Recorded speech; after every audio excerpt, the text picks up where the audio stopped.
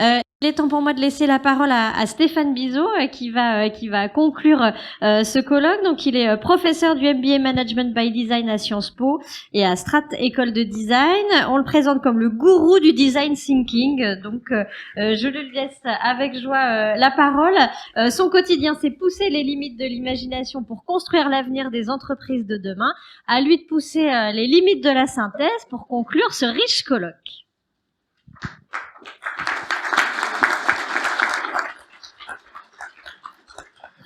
Bonjour tout le monde. J'avais pas prévu d'introduction, mais le groupe m'a donné plein d'idées. Première citation qui me vient comme ça. John Lennon a dit un jour que son professeur lui avait demandé qu'est-ce qu'il voudrait être plus tard. Il lui a répondu, je voudrais être heureux. Il lui a dit, monsieur, vous n'avez rien compris à la question. Il lui a répondu, non monsieur, c'est vous qui n'avez rien compris à la vie. La deuxième citation, c'est les talents. C'est Steve Jobs. Steve Jobs disait, toujours à ses managers de ne recruter que des gens pour les écouter ce qu'il faut faire et ne pas leur dire ce qu'ils doivent faire. Ça, c'est très important. Et la troisième citation, Socrate, le droit à l'erreur. Mais oui, on vit dans une société en France, je vous écoute depuis tout à l'heure, où on n'a pas le droit à l'erreur. Et donc, on s'arme. On s'arme grâce à l'ingénierie, à la science. On met en place des dispositifs qui font que tout devient pesant. Et donc ça devient aussi embêtant. Socrate disait, on a le droit à l'erreur, mais l'erreur, c'est de rester par terre. Se relever, c'est apprendre. C'est le test. Learn, fail and learn. Alors, j'ai essayé de résumer très rapidement avec ma tablette et je remercie la régie qui a quand même été exceptionnelle parce qu'elle recevait en temps réel mes images. Alors, j'avance comment? Voilà. Donc, face à un monde en transformation, ben oui, c'est le darwinisme. Hein. On doit y aller, hein, parce que maintenant, c'est time to market, hein, en 5 minutes. Donc, voilà. Aujourd'hui, hein, quand je vous parlais du droit à l'erreur, vous parliez des méthodes agiles. Moi, je dis surtout à mes élèves de rester souples sur leurs pattes arrière. La question était pertinente tout à l'heure. Le stress au travail, comment on fait? On doit répondre très rapidement. Moi, j'ai connu, et je connais encore des sociétés dans lesquelles j'intervienne, la note de cadrage prend 2 mois et demi. Les expressions de besoin prennent 1 an. Mais il faut être time to market en 6 semaines. Comment on fait? Parce que dans 1 an, après l'expression de besoin, vous avez encore le développement à faire, hein, la mise en production. Donc je ne sais pas comment ils font. Et puis tout s'accélère. Donc maintenant, la mode, hein, c'est on se met en mode start-up. Et aujourd'hui, on voit qu'on prototype en séance, en tout cas en ce qui me concerne, lors de mes ateliers, en live. Donc en 2 minutes au lieu de 2 ans. Mais je vous écoute depuis tout à l'heure, donc l'homme restera toujours au centre des transformations. Ça, c'est clair, net et précis. Donc les 2 sujets du matin. Vous n'avez pas beaucoup parlé quand même du client. Hein. Si, j'ai entendu tout à l'heure, et ça c'est très bien, il y a des clients internes et des clients externes. Ben oui. Faites vivre vos ingénieurs avec les clients. Parce que si vous leur dites de faire des robots, à quoi ça sert de faire un robot? Pour faire quoi? Déplacer un objet, un cobot? Mais si on lui dit pas pourquoi, ça va l'ennuyer. Puis s'il rencontre pas autre chose que son écran et sa façon de faire geek, il va vraiment s'ennuyer. Donc faites-lui découvrir des tas d'autres choses. Là, c'est tout simplement Canal+. Vous voyez, quand vous appelez Canal+, vous avez un problème sur la box, ça fait à peu près ça, quoi. Bah oui, les technologies aujourd'hui, vous allez voir. Voilà. Je ne plaisante pas, ça existe, hein. C'est pas Amazon qui va l'inventer, le drone, hein, je préfère vous le dire, hein, je l'ai déjà étudié. Hein. En Australie, on livre déjà les livres et les plateaux repas sur les parcs, parce que la zone aérienne est autorisée. Bon, en France, c'est pas les drones qu'on va avoir du mal à réaliser, c'est déplacer les autorisations. Vous voyez, moi j'ai un laboratoire avec qui je travaille beaucoup à Palo Alto. Aujourd'hui, vous visitez votre maison. Hein. Tous ces dessins-là sont des choses qui existent vraiment. Vous vous déplacez dedans en 3D. Et comme j'ai été monsieur Big Data chez BNP Paribas, je peux vous dire qu'avant même le Big Data, rien que les indicateurs dynamiques sur votre façon de vivre, la PFM, on sait tout de vous. Je préfère vous le dire. On sait tout de vous. Mais on ne sait pas traiter Ça, c'est une autre histoire. On sait tout, mais on ne sait pas traiter. Et de plus en plus, on va avoir des robots qui apparaissent, puisque vous voyez, on ne sait même plus si l'humain est au bout, quoi. J'ai essayé de résumer avec beaucoup d'humour, parce qu'en fin de journée, on est un peu fatigué. Et voilà, des nouveaux systèmes de livraison qui vont arriver bientôt. Et vous avez parlé beaucoup de nouvelle façon de travailler. Ben oui, la VR. Aujourd'hui, Renault forme sa force commerciale avec de la réalité virtuelle. Il y a des professeurs à San Francisco qui font des opérations à Hong Kong en nanochirurgie avec ça. Et la première opération, pour pas la louper, ils se forment pendant 20 minutes en jouant sur une PS4. Parce qu'il faut manipuler les doigts. Ils s'échauffent. Chez Air France, mon voisin scanne les avions pour voir si les rivets ont un problème de chez lui. C'est aujourd'hui, c'est pas demain. Parce que souvent on me dit « Ah, ça c'est 2030, Stéphane ». Ah non, non, non, ça c'est aujourd'hui. Comme la première fois que j'ai demandé à BNP Paribas de donner à mes data scientists 2 écrans, on m'a dit « Oh là là, mais tu vas pas, ils en avaient besoin au moins de 3 ». Aujourd'hui, je suis patron de la Video Factory dans un grand groupe, ils ont 6-7 écrans. Me demandez pas comment, hein, j'ai pas greffé de mains supplémentaires, hein. Mais ça marche comme ça aujourd'hui. Et encore là, je lui ai pas dessiné le portable dans la main, hein, parce qu'il fait du WeChat, du WhatsApp et du Slack en même temps. Oui, la mode de la big data ou de la small data, moi je vous dis, quand vous trouvez une pépite, déjà c'est pas mal, hein. Sachez la traiter. Parce que je vous entends dire, ben, aujourd'hui c'est big data, c'est IA. Mais attendez, il y a 10 ans, le smartphone il n'existait pas. Moi on me demande de dire qu'est-ce qu'on fera demain en 2040. Ben, attendez, j'ai pas la boule de cristal, hein. Si je l'avais, je peux vous dire, je serais millionnaire. Vous le saviez, vous, qu'il y a à peine 10 ans, regardez, Uber n'existait pas. Regardez tout ça. Alors dans 10 ans, ils seront peut-être bouffés. Vous mettez la blockchain ou green chain. Les banques aujourd'hui ont peur. Alors ça, c'est parce que il y a quelqu'un à un moment qui a dit l'évolution de l'ingénieur ou du scientifique, j'ai bien aimé. Alors moi, je suis l'ingénieur informaticien. En 88, salut, je travaille dans les fiches perforées, Burke. Salut, je travaille dans l'informatique, Burke. En 2008, salut, je travaille dans les systèmes d'information, Burke. Aujourd'hui, je travaille dans le digital.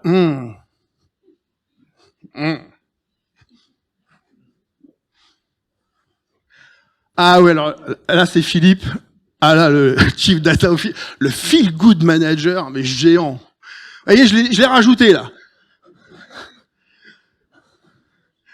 Et il y a même la RH qui se plaint, hein, parce que maintenant il y a Chief Human Resources Officer. Parce qu'ils sont tous chiefs. Parce qu'avant c'était Head of.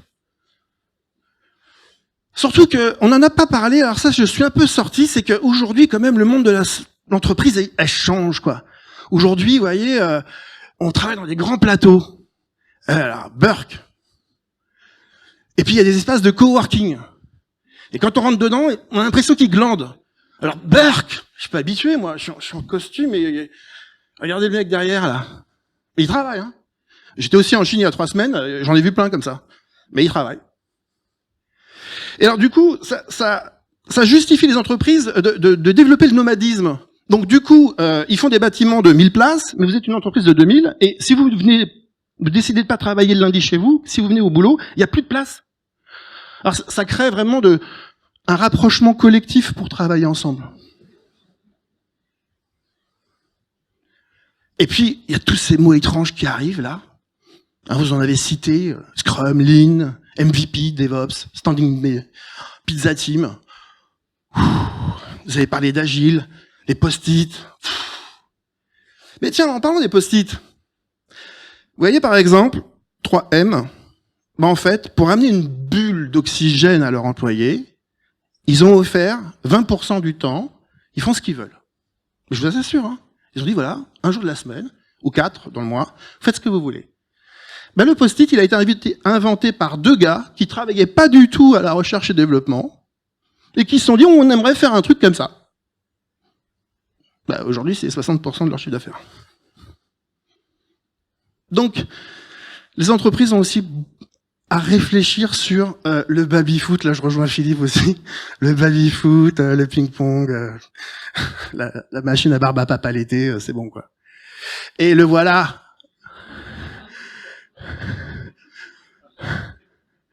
Ça doit faire rire les DRH. Ben oui, le voilà, on l'a cherché, on l'a trouvé, quoi. Youpi! Qu'est-ce qu'on fait aujourd'hui? Un escape game? Surtout qu'aujourd'hui, vous en avez parlé, aujourd'hui, le partage, c'est important. La com, c'est important. La transversalité, c'est important. La multiculturalité. Aujourd'hui, là, vous me voyez, là, je parle français. Et non. J'ai fait Bocconi, je suis italien. J'ai pas l'accent de Giuseppe. Ma io sono italiano. Et je parle anglais. Mes enfants, je les ai mis à la télévision sans sous-titrage en anglais. Ils sont fluents. À mon grand désarroi. Ils parlent pas italien. Mais ils sont fluents. Vous parliez de langage. Il y en a un qui a compris les langages informatiques. Il y en a un qui a parlé les langages. Moi, je vous dis, un ingénieur, s'il n'est pas fluent en anglais, c'est pas la peine qu'il fasse ingénierie demain. En tout cas, en 2040, il est mort. 2030 et même aujourd'hui. Voilà. Parce que si vous voulez travailler, par exemple, dans la blockchain, en France, c'est mort. Il faut aller aux États-Unis. Malheureusement. Donc, multiculturalité, oui, c'est important. C'est pas apprendre à boire le café avec l'italien et à manger le chorizo avec l'espagnol à midi, hein. C'est aussi important dans la créativité. Quand je fais du design, si j'ai pas des gens multiculturels, c'est pas intéressant. Parce que leur comportement par rapport à des usages est complètement différent. Et pour faire plaisir aux femmes, sachez que si je n'ai pas une parité dans la salle, c'est mort. Parce que la femme a beaucoup plus, désolé messieurs, de créativité que l'homme. Tout le monde le sait. Sauf les hommes. Et oui, aujourd'hui, les entreprises doivent se différencier. Donc, bon, au-delà de l'escape game et du Chief Happiness Officer, la gamification. Vous voyez, moi, aujourd'hui, je me suis levé en me disant, je vais aller m'amuser. Je vais prendre le micro. Je vais faire les 100 pas parce que j'en avais marre d'être assis. Et puis, c'est un défi. Et puis, c'est aussi un plaisir parce que j'ai voulu rendre service à un ami qui avait besoin de quelqu'un pour clôturer. Et l'échange, l'humain, c'est très important pour demain. Vraiment, c'est très important. Ça crée des liens et ça crée des échanges. J'ai rencontré Lucien, j'ai rencontré Thierry, j'ai l'intention de faire des choses avec eux. C'est très important. Alors, ou vous faites comme d'hab, c'est ce que j'ai compris, ou vous allez vers quelque chose de nouveau qui s'appelle l'accélération, la transformation, l'innovation, l'intelligence collective. C'est vous qui voyez, et puis vous pouvez aller disrupt-moi grand fou avec des startups, avec des écoles. Quand j'ai entendu, est-ce que vous croyez qu'avec les écoles, il faudrait faire plus de... Mais il faut carrément faire des trucs avec les écoles. Les milléniaux, ils sont là-dedans.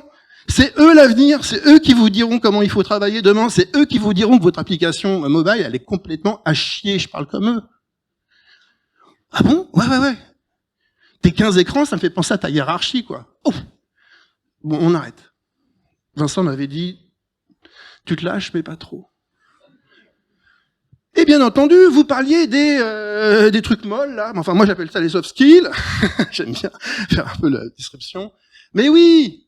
Maintenant, attendez, moi aussi, j'ai sabré mon diplôme, mes diplômes. Et j'ai les sabrés. J'ose même pas les mettre. D'ailleurs, on me reproche de pas les mettre.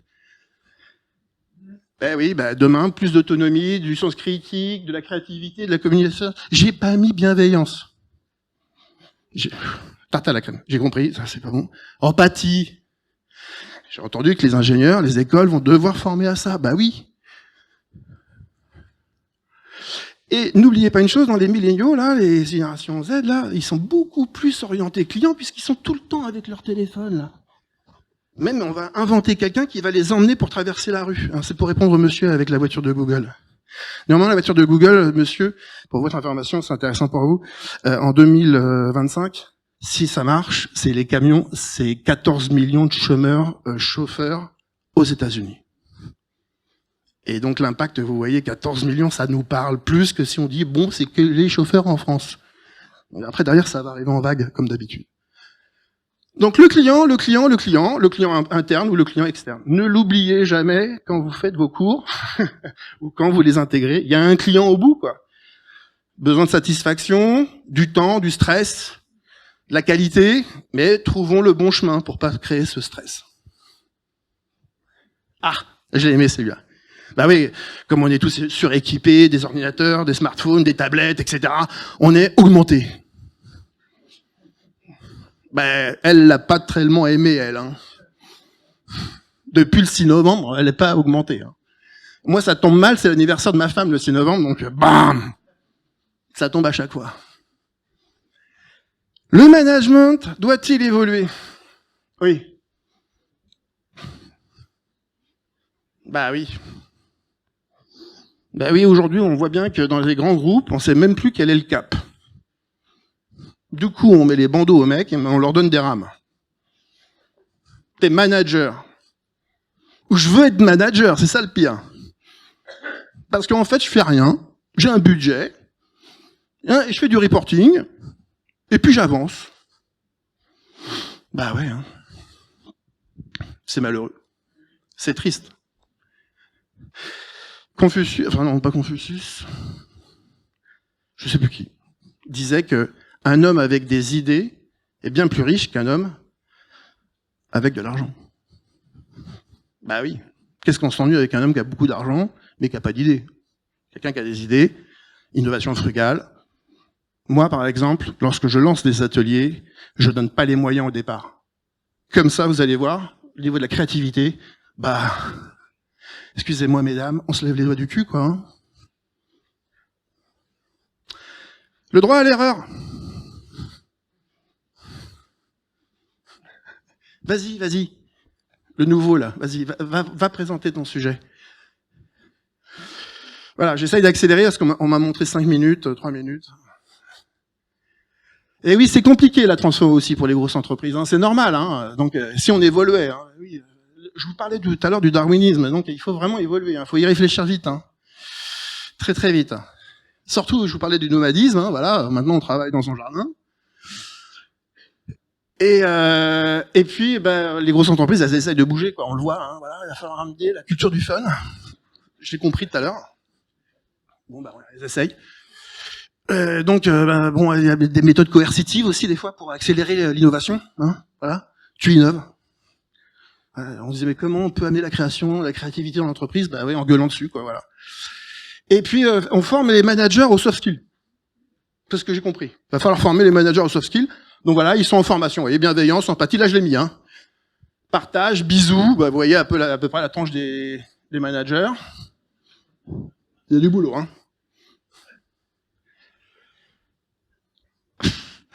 Nouvelle méthode. Bon, j'arrête. Là, c'est le space cake. Parce qu'ils ont tout essayé. Hein. Au rhum, au cannabis. Là, c'est la réunion space cake parce que ils trouvent plus. Je plaisante pas parce que des fois, il y a même des personnes qui trouvent qu'il y a trop de réunions. Donc, trop de réunions, ben, il faut faire une réunion pour réduire les réunions. Et alors, le pire, j'ai adoré la réponse sur les consultants tout à l'heure. Bah ouais, on voit des milliers d'armées et en fait, on développe en PowerPoint. Donc, moi, je sais plus quoi de vous dire.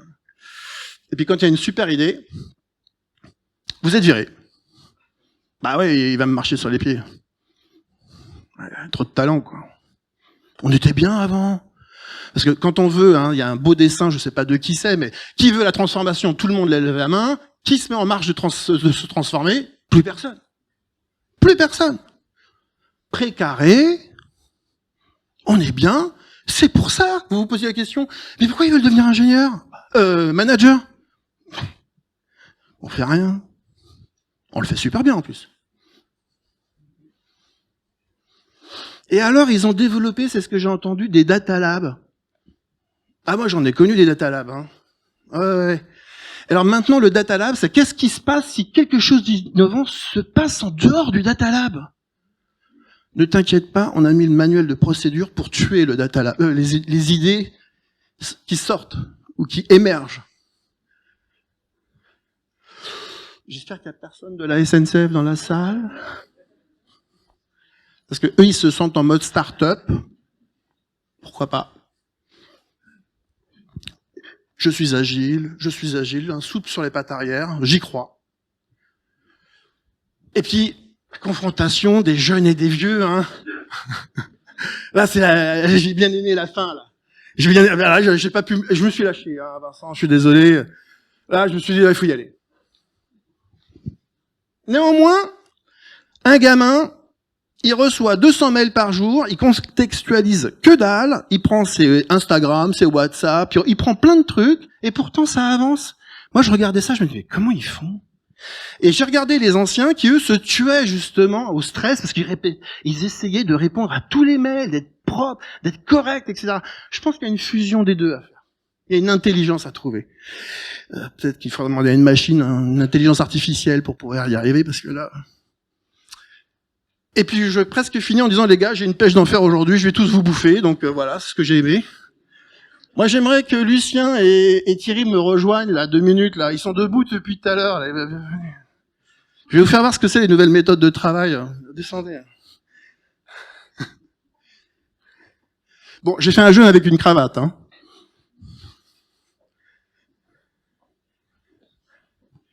Vous voyez, en France, on n'ose pas. Mais cocorico, bon sang. Enfin, on parlait de la bagnole hydrogène. C'est français. On critique l'ingénierie, mais c'est français. Aux États-Unis, on parle que français dans les data labs. On parle pas anglais, hein. Et on n'ose pas. On n'ose pas des choses aussi simples que ça. Regardez bien, hein. Voilà.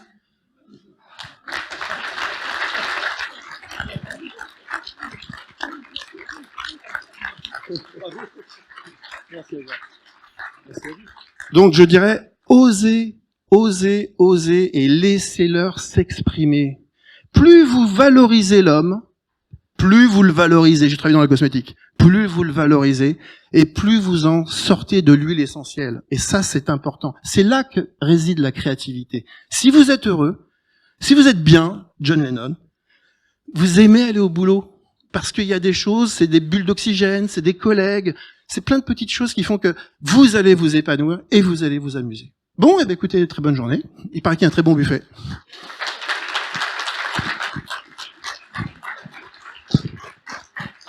Alors, moi, je ne termine pas avec des dessins, malheureusement. Je voulais juste vous remercier pour votre participation, à tous votre attention. Évidemment, merci aux organisateurs de cet événement.